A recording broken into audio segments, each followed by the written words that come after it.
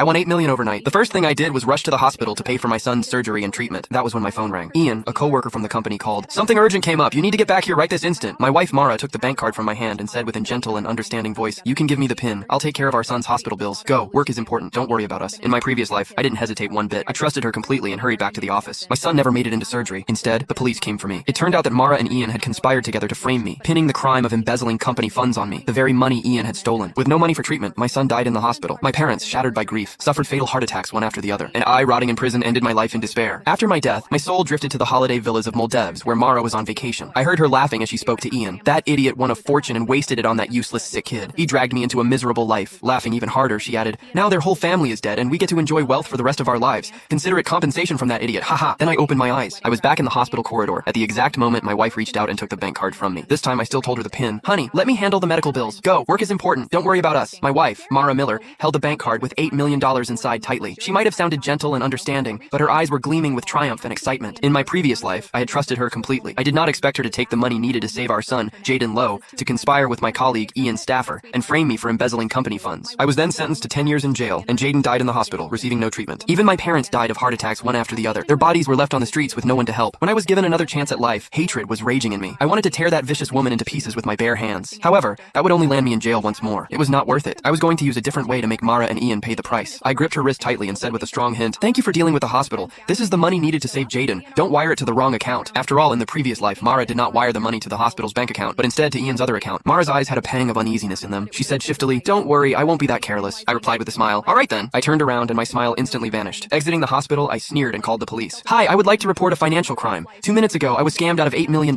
Please help me find the people who took my money." "What, $8 million? The police officer became serious and immediately opened a case when they heard the amount of money. They added, "Since the money has just been transferred, you're lucky you called the police in time. We'll surely help you get your money back. If you have any clues, please come to us again." I said anxiously, "All right, thank you. That money is needed for my son's surgery. Please help me." After hanging up, I smiled. I was not worried that they would not be able to get to the bottom of it because the money would soon be returned to my account. That was what Mara and Ian did to frame me in the previous life. However, in my new life, I was going to let them have a taste of their own medicine. My phone buzzed violently in my pocket. It was Ian. I deliberately did not answer. I did not need to. I knew it was Ian trying to get me to rush back to the office, waiting for me to step into the trap. I sniggered. I hailed a taxi, but instead of heading to the office, I headed to the lottery center. "Hello, I'm the one who won $8 million this morning. I need an official notarized certificate confirming my identity as the winner, right now. In my previous life, I was so desperate to pay for my son's surgery that I had skipped the notarization completely. That mistake cost me everything. After I was framed, I thought about getting my winning notarized, but Mara and Ian had already bought off the staff at the lottery center. They changed the personal details of the winner to a different person, so I could not prove that I had won the $8 million legally. Once I had been notarized as the legal winner of the lottery, I even got the staff to print me the receipt of the transaction details of the money to my account. I was not going to give Mara or Ian any opportunities to set me up in this life. My phone rang once more, still from Ian. Click the link in my bio to get the full story for free.